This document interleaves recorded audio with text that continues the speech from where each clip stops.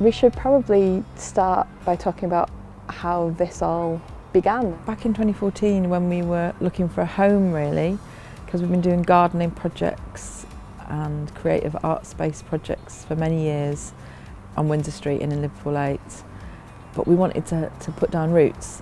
So we were keen to have a community design process as part of that.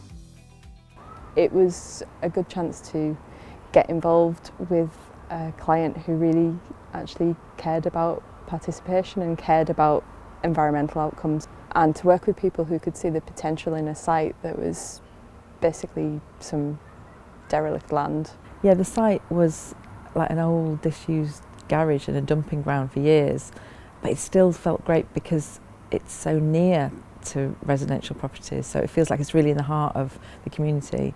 And I think working with you and the practices that you have at URBED was, it was just so great, because people who would, never normally get involved in design practices had this brilliant opportunity to really consider what a new space might be like. We spent a lot of time telling stories about what the building might be, and kind of imagining a day in the life of the building in 2020.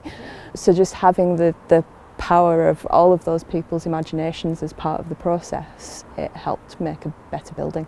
People were so excited to choose the materials, but also to be involved in a building that was so environmentally sound, and really to learn about things in that context. Because we started very early on talking about what materials would be used. Yeah.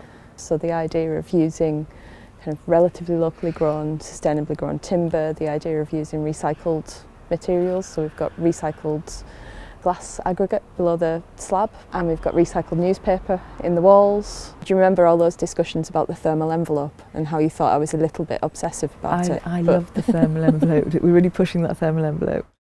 So many of the more finishing touches in the building as well are, if you look at the counter in the shop, café, it's made out of things that were left over after the building, and these things as well. So this is the fencing from the original site that kept people out, and now we've made them into trolley beds for growing. Previously we just worked from a garden space, so in the winter it was pretty horrible, and now actually in the winter the gardeners can still have the life of the garden year, but they can be inside and be warm.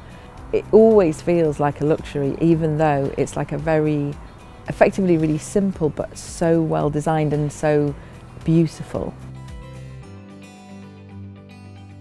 In the 2 years or so that we've actually been open to the public, it's really become a place that it's a destination venue. People want to be here and hang out. It meant a lot to me when we won the People's Prize, particularly because this is a people-powered organisation and building, so it felt like the right prize for us to be awarded. And when we brought it back, people were so chuffed. And I think it's given people confidence and ambition to do more interesting stuff. And we've got a small site next door that we're currently calling the Wild Site, but we're considering other potential building projects there. Then it becomes like a model for this sort of building.